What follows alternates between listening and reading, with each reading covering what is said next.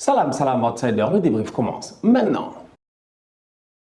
La Côte d'Ivoire est éliminée de la Coupe d'Afrique des Nations en perdant aujourd'hui au penalty après un 0-0 très disputé face à l'Égypte. Franchement, on va être très sérieux. Les Ivoiriens, je dis bien les Ivoiriens, j'ai envie de leur dire Yako. Pourquoi j'ai envie de leur dire Yako? Parce que ça fait 2 compétitions d'affilée où ils sont éliminés au penalty. La dernière fois en 2019, c'était face à l'Algérie dans un match qui avait fini, si je ne me trompe pas, 1-1. Ils n'arrivaient pas, je dis bien, au penalty à faire la différence. C'est Geoffrey Sérédier qui frappait le poteau. Aujourd'hui, les Ivoiriens jouent face aux Égyptiens et malgré le début de match tonitruant des Ivoiriens, parce qu'ils ont très bien commencé le match, boum boum boum, bam bim, nous tous on n'a pas compris, on s'est dit ouais les Égyptiens vont mourir, mais cela n'aura duré qu'un seul quart d'heure et petit à petit les Égyptiens sont montés en puissance et petit à petit les Égyptiens se sont installés et petit à petit les pharaons ont commencé à mener, je dis bien les éléphants, et aujourd'hui cette équipe de Mohamed Salah là, en toute honnêteté, j'ai envie de dire qu'elle mérite sa qualification parce que dans un match où Franck Kessié est sorti sur blessure. Et je pense que c'est ce moment-là qui change tout le match pour la Côte d'Ivoire.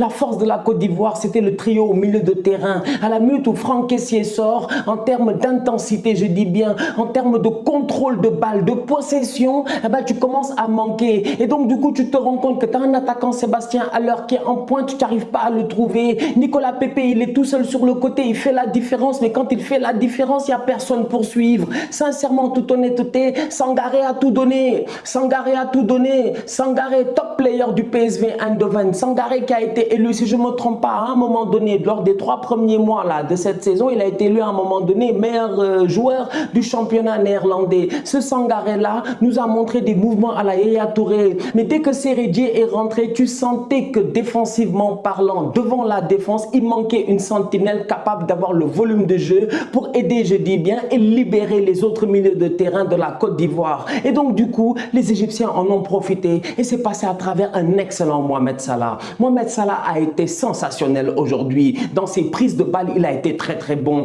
Dans ses dribbles, il a été très bon. Dans son calme, il a été très bon. Et en plus de ça, il a été assisté par un El Neni. Mohamed El Neni n'est pas sérieux. El Neni, toi, quand il s'agit de jouer à Arsenal, bon, même si tu ne joues pas beaucoup, on te voit très peu. Mais quand tu arrives en équipe nationale, bizarrement, tu te transcendes. Et donc, du coup, tu as une équipe nationale d'Égypte qui a l'habitude, je dis bien, de compétir en Afrique. Pourquoi je dis ils ont l'habitude de compétir en Afrique? Parce que ces Égyptiens-là, ils ont énormément voyagé durant la CAN. Ils étaient à Garoua, on les a envoyés à Yaoundé. Après Yaoundé, ils sont allés, je dis bien, à Douala. Le stade de Djapoma, nous tous, on connaît les conditions, mais eux, ils s'en foutent. Avec un effectif avec près de 17 joueurs locaux, des boys de Al Ahly. Nous tous, on sait que l'Égypte, c'est des boys de Al Ahly. L'Égypte, c'est comme l'Espagne, en fait. C'est l'Espagne de Luis Enrique où il y a presque des boys du Barça. Eh ben, c'est la même chose avec cette équipe nationale d'Égypte-là. Tu as des boys de Al Ahly qui ont l'habitude de gagner en Afrique, qui ont l'habitude de gagner des Ligues des Champions en Afrique, qui ont l'habitude d'être compétitifs en Afrique. Eh ben, cette équipe-là, elle a réussi aujourd'hui à sortir une performance cohérente, à tenir les Ivoiriens, à même à un moment donné prendre l'ascendant sur les Ivoiriens. Ils vont au penalty, c'est même un paradoxe. Tellement il y a eu d'occasions dans ce match. Le match aurait pu finir 2-2, il aurait pu finir 1-1, mais il finit 0-0. Et au penalty, c'est qui gagne? C'est encore une fois les Égyptiens. Je vous rappelle que cette équipe nationale d'Égypte-là, s'il y a une chose où il ne faut pas jouer avec eux, c'est bien avec les penalties. Ils n'ont pas rigolé, ils n'ont pas zaillé et ils ont gagné. Top performance de la part de Badra Ali Sangaré. Eh ouais, top performance de sa part. Encore une fois, je le dis, j'ai eu à le traiter de tocard lors du premier match, mais Sangaré, depuis le premier match, le décès de son père, paix à son âme, franchement, il a été excellent. Il a été excellent aujourd'hui. Il a pendant très longtemps, je dis bien, retardé les buts des Égyptiens. Les Égyptiens ont tenté, mais à chaque fois, ils ont buté sur Sangaré. Au-delà de Sangaré, j'ai envie de lever mon chapeau, même pas, lever mon casque. Levez mon casque à Eric Bertrand Bailly, parce que Eric Bertrand Bailly, en toute honnêteté, il a sorti une top performance. J'espère que Ralph Rangnick était devant sa télé et qu'il a eu l'occasion de voir la performance de Bailly. Certes, il a raté un penalty, c'est des choses qui arrivent. Franchement, que veux-tu? Les penalties, voilà, c'est comme ça, c'est la vie, c'est difficile, ça fait mal, mais c'est comme ça. Mais Bailly aujourd'hui dans le match, il a été impérial. Je dis bien, il a été impérial dans ses prises de balles, même dans ses remontées. remonter. Bailly, à un moment donné, parce que je vous dis, Kessié n'est pas là, les gars commencent à galérer, mais Bailly, il prend le ballon, il passe devant Sérédié, il accélère, il monte le jeu, il monte le jeu. Il y a une action qui est juste sensationnelle de sa part. Tu sens que lui, c'est un bandit du Maracana. Bailly, il prend le ballon, et je parle bien du Maracana là-bas, à Abidjan ou à Bobo. Bailly, il prend le ballon, il fait un crochet, je dis bien, comme un bandit de Babi, et directement, il glisse le ballon. Pour qui? Pour Haller. Malheureusement, Haller, il pensait que Bailly allait frapper, donc Haller, il saute. C'est pour dire à quel point aujourd'hui, Bailly, il a été excellent offensivement et défensivement. Et j'espère vivement qu'au retour de cette Coupe d'Afrique, quand il va retourner à Manchester, qu'on lui donnera sa place. Parce que Bailly, c'est pas un tocard. Bon, peut-être que je vais le retraiter de tocard un jour.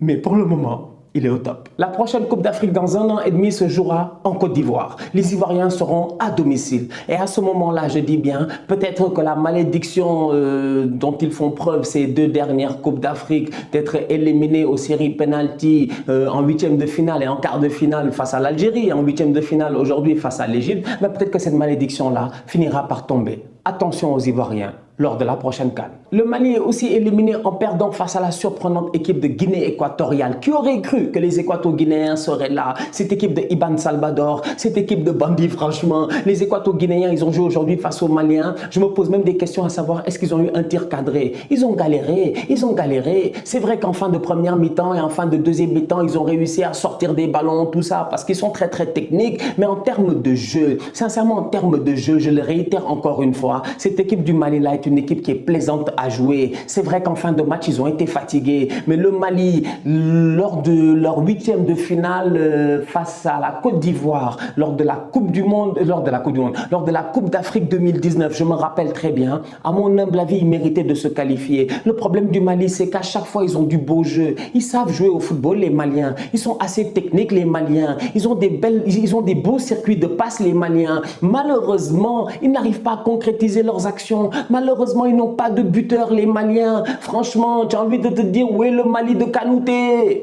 Où est le Mali de Kanouté? Franchement, un Mali qui aujourd'hui n'a pas de numéro 9 capable de faire la différence. Et aujourd'hui, les Maliens, j'ai l'impression qu'ils peuvent se plaindre parce que les Équato-Guinéens, respect à eux pour leur qualification, ils ont bien joué, ils ont bien défendu, ils ont bien tenu, je dis bien physiquement pendant 120 minutes. Mais les Maliens peuvent se sentir lésés, je dis bien. Parce qu'aujourd'hui, je suis désolé, il y avait pénalty pour le Mali.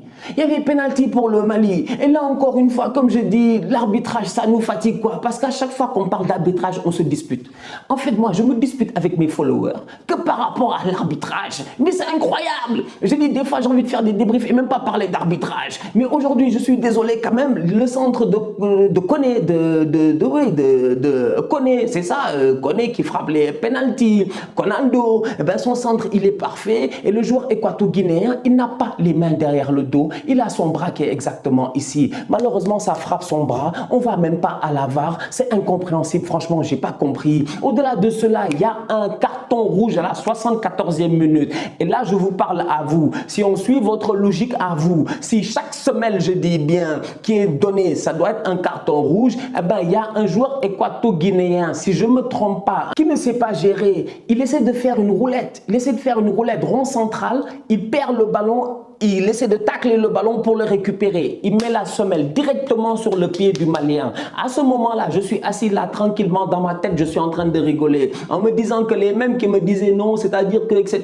Ben, donc du coup, ça c'est un carton rouge. Du coup, ça c'est un carton rouge. Mais là encore, on va pas à la VAR. Donc du coup, les Maliens, on peut discuter quand même. En termes de football et tout, on peut pas les blâmer. En termes de finition, on peut les attaquer. Mais aujourd'hui, ils peuvent se sentir lésés par rapport à l'arbitrage. Les Maliens, à mon humble avis, ils auraient mérité de passer en quart de finale. Malheureusement, le football, c'est comme ça. Le football, c'est cruel. Et cette équipe du Mali-là est encore très jeune. Chapeau à Bissouma, qui a été excellent. Bissouma a été excellent, je dis. Bissouma a été excellent aujourd'hui. Bissouma, dans la surface de réparation, il a la lucidité de faire crochet, ajustement, ballon.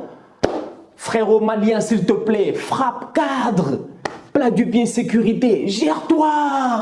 Mais gère-toi, il fout le ballon en l'air. Aujourd'hui, les Maliens, je dis, ils ont eu des occasions, ils en ont eu quelques-unes, mais ils n'ont jamais réussi à concrétiser. Et c'est ça le drame de cette équipe-là, parce que c'est une équipe qui est pétrie de talent. Mais comme je dis, elle est encore très très jeune. Elle est toujours, je dis bien, capable de se qualifier en Coupe du Monde. Elle jouera face à la Tunisie, si je ne me trompe pas. Et au-delà de cela, je suis convaincu qu'ils reviendront lors de la prochaine Coupe d'Afrique avec beaucoup plus d'expérience. Le Sénégal jouera donc la Guinée équatoriale. Ce sera un match compliqué. J'ai hâte de voir ce que ça va donner. Et de l'autre côté, il y aura un match. Eh ben, un match, je dis bien, entre l'Égypte et le Maroc. Et ce match-là, il promet d'être virevoltant, excellent, flamboyant, appelez ça comme vous voulez. Mais j'ai très hâte de voir ce Égypte-Maroc-là. La famille, on se capte très bientôt pour un nouveau débrief. D'ici là, continuez à liker, on continue à partager, on s'abonne, on s'abonne, on s'abonne. On est ensemble, on reste en santé. C'est le plus important, on reste en santé. Tous outsiders.